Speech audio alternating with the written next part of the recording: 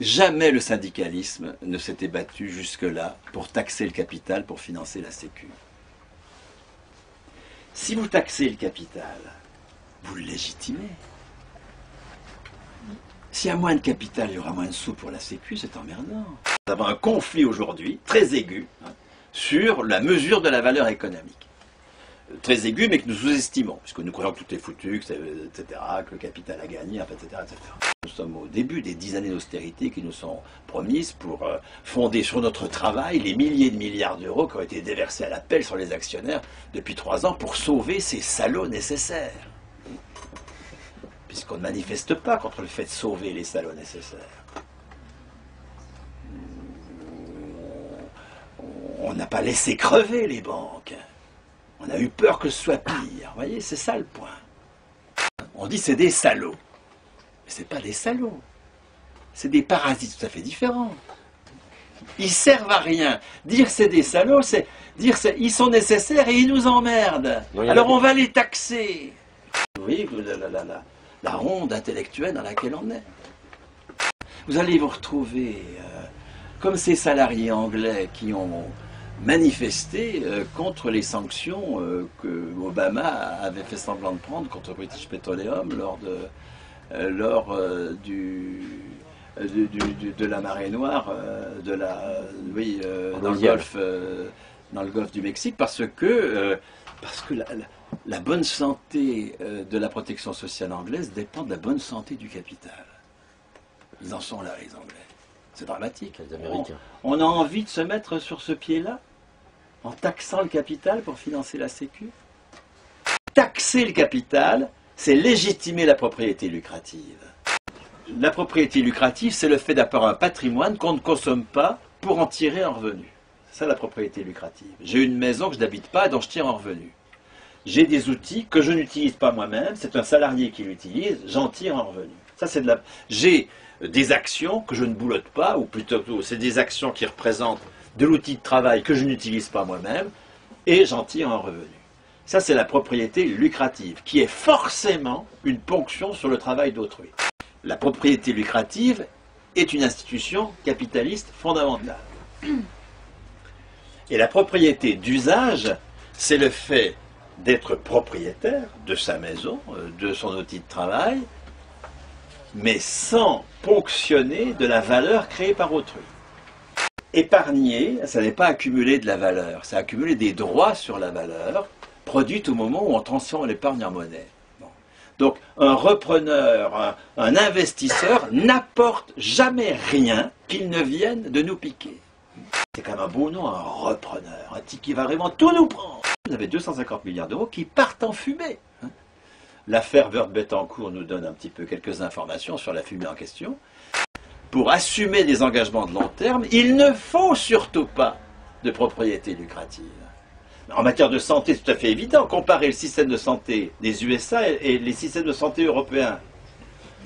Le système de santé des USA n'est pas meilleur, que je sache, que le système de santé en Europe. C'est un système équivalent, peut-être un petit peu meilleur en Europe. Enfin bon. Or, les Américains dépensent 15% du PIB pour la santé. Nous, 10% en Europe. Pourquoi? Parce qu'on s'est débarrassé des compagnies d'assurance. On s'est débarrassé de la propriété lucrative. Encore qu'aujourd'hui, évidemment. Ben oui, mais ça, c'est les réformateurs. Ça, c'est les socialistes et l'UMP, le MEDEF et la CFDT. Taxer le capital, c'est légitimer la propriété lucrative. Alors qu'il s'agit de la supprimer en remplaçant le profit par une cotisation économique.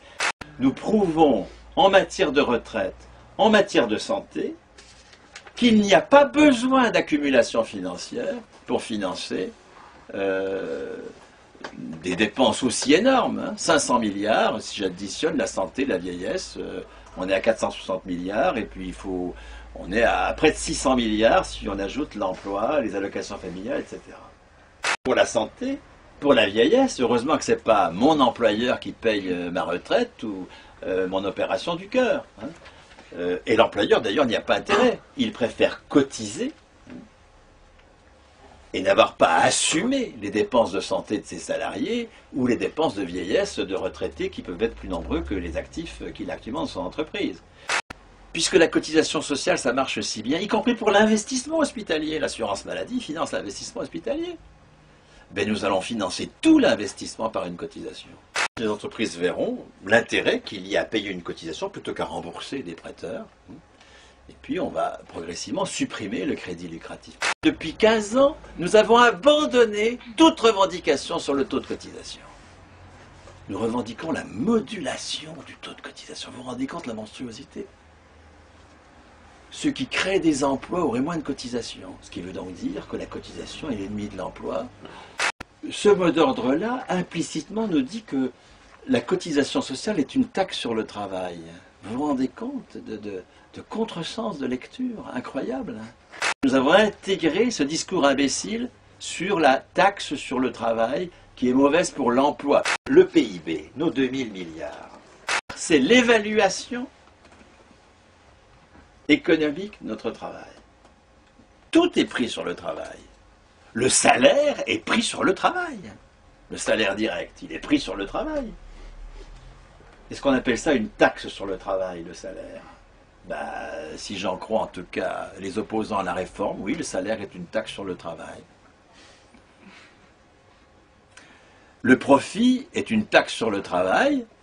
Bien sûr, il est pris sur le travail, le profit. Et la cotisation est prise sur le travail. Tout est pris sur le travail. Actuellement, la valeur ajoutée d'une entreprise, elle se partage entre ce qui va au salaire, le salaire direct, les cotisations sociales, et ce qui va au profit. Je parle des entreprises capitalistes. Le travailleur indépendant, c'est le bénéfice. Et ça, c'est normal. Il récupère le produit de son travail. C'est tout à fait normal. Je parle du profit. Sur les 800 milliards de profits et bénéfices, puisqu'il y a 1200 milliards qui vont au salaire et 800 milliards qui vont... Il y a 100 milliards de bénéfices. Bon, ça, ceux-là ne sont pas... C'est pour ça que je parle de 700 milliards de profits. Ils empochent 700 milliards et ils en investissent 400. Nous pensons qu'on ne peut pas s'en passer, ces gens-là. Qu'on peut les contenir, qu'on peut faire un pôle public. Or là, je désigne les plus opposants aux réformes, qui sont sur des schémas intellectuels absurdes. Comment peuvent-ils faire autre chose que perdre? Alors même qu'ils se mobilisent en permanence. D'où cette schizophrénie du militant aujourd'hui. Extrêmement mobilisé et parfaitement désespéré. Sauf le temps où Mélenchon passe de 8 à 10%, bon, il y a un peu d'euphorie, mais tout ça, on sait très bien que ça va retomber. Et je suis Front de gauche, d'accord, je voterai Mélenchon, j'appelle à voter Mélenchon, d'accord, c'est clair. Vous ne me ferez tenir aucun propos, je ne sais pas quoi, anti-parti, anti-machin, je ne sais pas quoi, tout ça est aberrant. C'est encore pire que l'existant, qui est discutable, certes, mais enfin qui au moins existe. Mais ce n'est pas d'un pôle public que nous avons besoin. Ce n'est pas ça qui est à la hauteur de ce que nous avons construit d'alternatif. Nous avons besoin de supprimer la propriété lucrative. Et nous le pouvons puisque nous le faisons déjà pour le quart du PIB.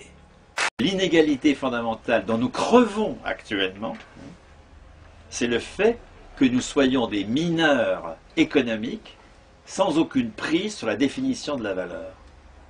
Que nous ayons confié ça, ou que nous continuions à confier ça, ou que nous ayons une croyance tout à fait religieuse dans le fait qu'il faut des sujets économiques, des vrais, qui, eux, décident de la valeur parce qu'ils sont propriétaires lucratifs. Taxer le capital, c'est légitimer la propriété lucrative. L'impôt ne nous fait pas sortir du capitalisme. La cotisation sociale nous en fait sortir. Il faut passer à autre chose. Et nous le pouvons puisque nous avons tous les outils pour le faire. Se libérer de ses maîtres, ça ouvre effectivement un espace des possibles qui laisse un peu indécis. Oui. Est-ce que nous voulons faire le pas de nous libérer de nos maîtres? Voilà, c'est ça la question. Ensuite, ça va poser des tas de questions, des tas d'emmerdements et des tas de conflits. Ok, est-ce que nous voulons faire ce pas?